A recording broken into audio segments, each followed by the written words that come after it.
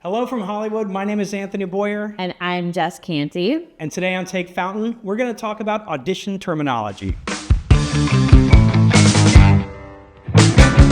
Now there's in a bit of a hybrid. We're filming this in 2024. I believe it'll release in 2025. Bit of a hybrid model here. Called it might be called an Ecocast Live. It might be done over Zoom. Yeah. There are a few different forms it can take, but this is essentially a live audition done virtually.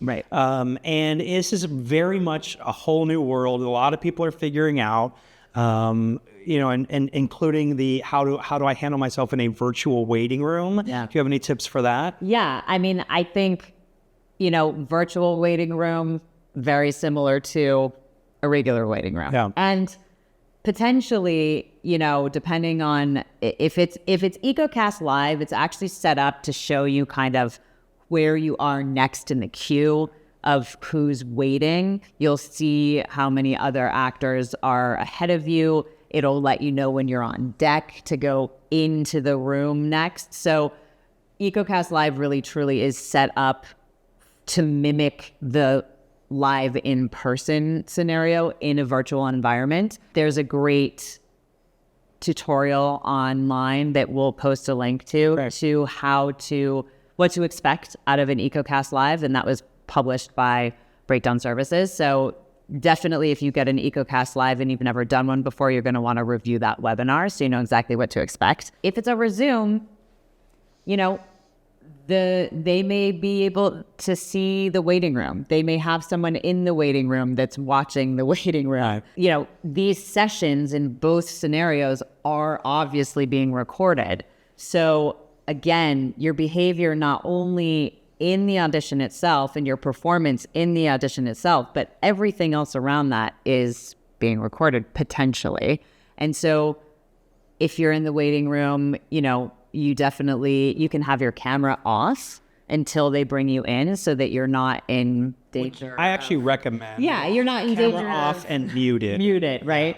Of, your roommate walking in and not realizing that you're in an audition or you're in a waiting room or something like that, or a pet sort of interrupting you while you're in the waiting room. You want to be professional, but you also want to be ready to go when you get invited into that virtual audition space.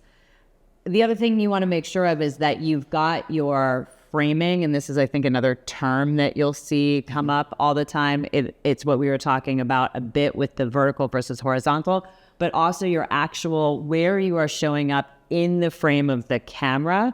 A lot of times the camera on the device that you're zooming on is quite different than whatever you normally use for your self-tape setup. And you don't want to notice that your framing is off when the audition starts. Right. So practice, figure out where you're going to set that up.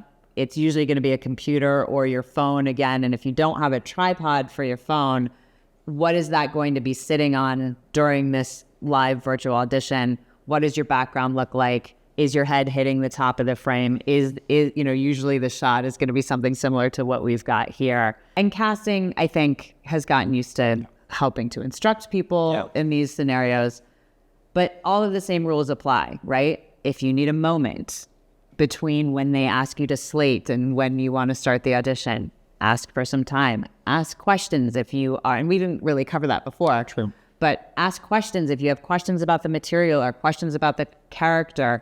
Engage with casting. If you have an idea about a way to take the character that may be a little bit different, after you do the first take, ask them if you can get a take with your cool idea so that they can see your unique artistry that may be different than what everyone else is bringing.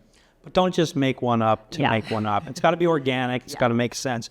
And to your point earlier about the reason I think that like turning off your camera and turning off your sound when you're in the waiting room, or not your sound, but your mic, when you're in the waiting room, is Zooms are exhausting. They just are. You kind of have to be on all the time. Everything's very you have to be alert and up. Yeah. So that's why I think that's a really nice time to kind of just let yourself chill and not feel like you have to be on in the same way. So that's why I really advocate for turning everything off. Thanks so much for watching.